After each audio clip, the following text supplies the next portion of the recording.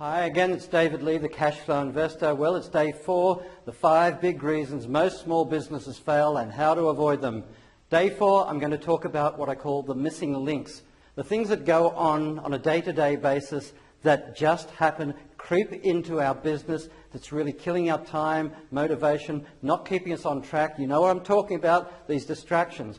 Now, what are I call them is number 1, I call it the just getting started syndrome. Just getting started, but something got in the way. I meet people, David, I saw you last time and I was really getting started, but I had a family crisis just crop up. But it's all over now, I'm just getting started. Or we had some problem at work, I had to work back, I had to work weekends, but that's now all out of the way and I can get back to what I was doing, I'm just getting started.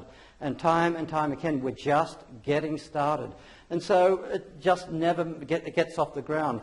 When you decide that you're going to go into something, you have to go into it and plunge yourself into it and move forward. It has to become, like I talked about yesterday, the passion has to overwhelm you, and so it pushes you. It's like over the time when I was going through what I was doing, I felt as though there was somebody, or maybe I was outside of my own body, I was having an external body experience, somebody watching down over me, directing me that I had to do this, I had to keep moving forward, because if I didn't, that maybe it was that voice in my head was saying, you should be doing that. You can't just be going off loafing or goofing off or doing whatever. You need to be going back to doing what you're doing.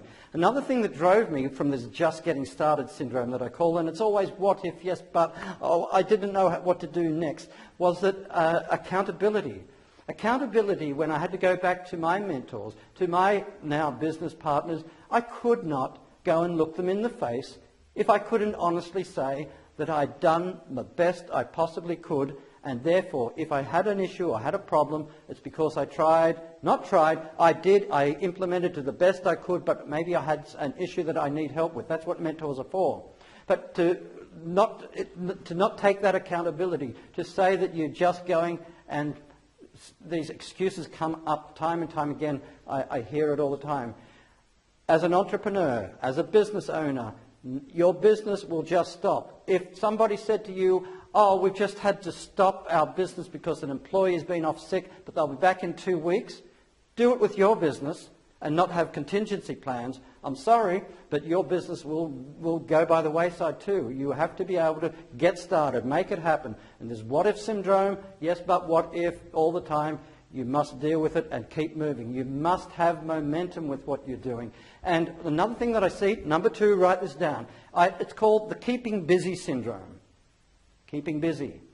We can be busy building websites. David, I'm just building a website. And when it's all up, I'll be ready. But before I do this, I've got to run off to a meeting. We've got a very important meeting. It could be in our association. I've got to go off, drive to this and meet some people. Then we've got a group meeting afterwards. So that's taking up a bit of time. I'm, of course, doing all this. I'm running around. I'm being busy, looking active. How much money is coming into the till, into your account as a result of this? Many people keep busy and the activity is translated to their doing things, but it's not getting them closer to building their business, getting income coming through the door. Remember, I didn't call myself the property guru. I didn't call myself a lease option expert or anybody specific like that. Many years ago, I took the decision. What am I? What am I doing? I'm investing for cash flow. Cash flow, then the cash flow investor. And so that gave me the mindset that whether I'm in business, whether I'm in property, whether I'm doing marketing, communication, whatever I'm doing around my business, everything is about cash flow. And so I have that there to remind me and to tell people what I'm about: business, cash flow, systems, organization. Not just keeping busy, but moving forward. People love to do business. The people that they can see are moving forward. And you have to see the difference, and they will see the difference. But if you're keeping busy, they see it. You're going round and round and round in circles. I'm just pointing these out because I've seen it. I'm probably guilty of it sometimes myself, but I've really got to take stock. The time that I'm using now, am I talking to somebody? Is it wasting time? Is it moving me forward? Am I easily distracted because I'm reading the emails, going to Facebook, going and doing other things that are not productive?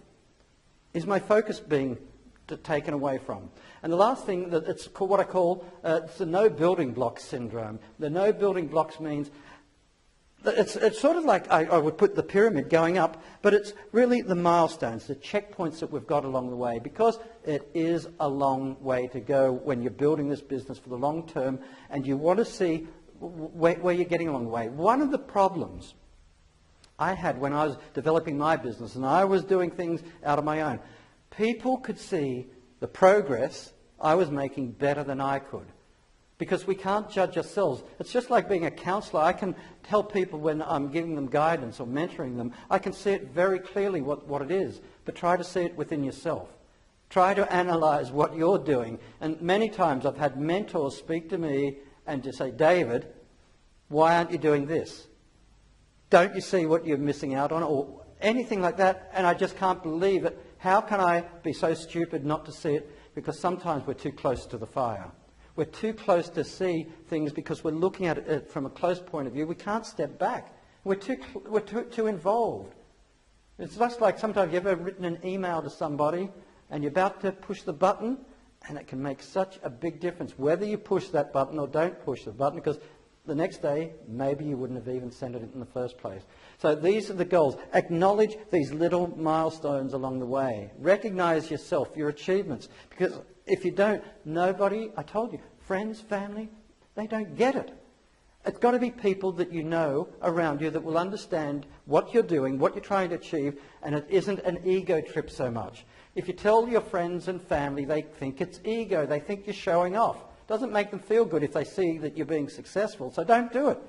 Find the people around, if you've got accountability, and let them share in the experience. That's why a lot of mentors love to see the testimonials of their students.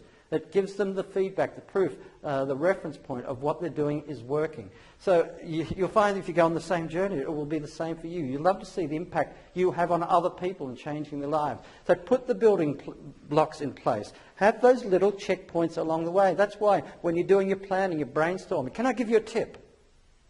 Take a walk to the park. Sometimes just get away from where you are. If it's behind the computer, if it's in the office, if it's that busy, busy, busy. I will just go for a walk in the park. Do it every day, every morning, quite often. When I was starting out, I'd go for a walk to the park. And I just think clearly what it is I'm going to do. Because all the pressure that builds up in urban life, in big city life, if that's where you're living, it clouds our thinking.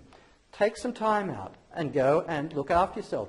Take a walk to the park, go to the gym, do some swimming. You'll find that the ideas will come much quicker than they would have ever been before, because the level of stress goes down, and as the stress goes down, you can think clearly and better than you otherwise could. These are part of the building blocks, the tips that I know from along the way.